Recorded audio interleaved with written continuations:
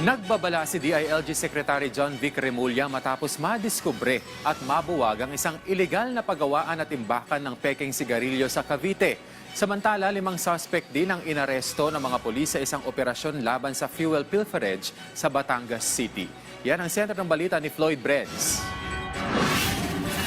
Nasa kote ng mga pulis ang 5 suspect sa isang fuel pilferage operation sa Barangay Banabas Center, Batangas City na nagresulta sa pagkasamsam ng mga petroleum product na tinatayang aabot sa 4.6 million pesos.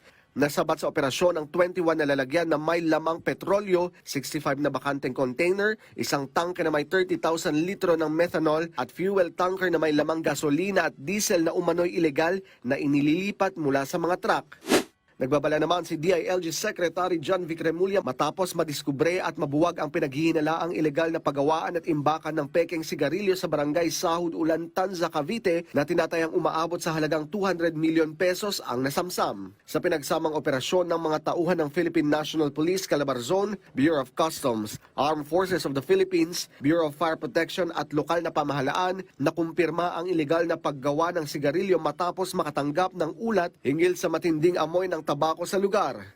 Nasamsam din ng Philippine National Police at Bureau of Internal Revenue sa isang pinagsamang operasyon sa Cebu City ang mahigit 138 million pesos na halaga ng pinaghihinalaang smuggled at pekeng sigarilyo. Nasa kustodiya ng BIR ang mga ilegal na kargamento habang patuloy ang investigasyon laban sa mga sangkot sa ilegal na kalakal ng tabako. Floyd Brenz para sa Pambansang TV sa Bagong Pilipinas.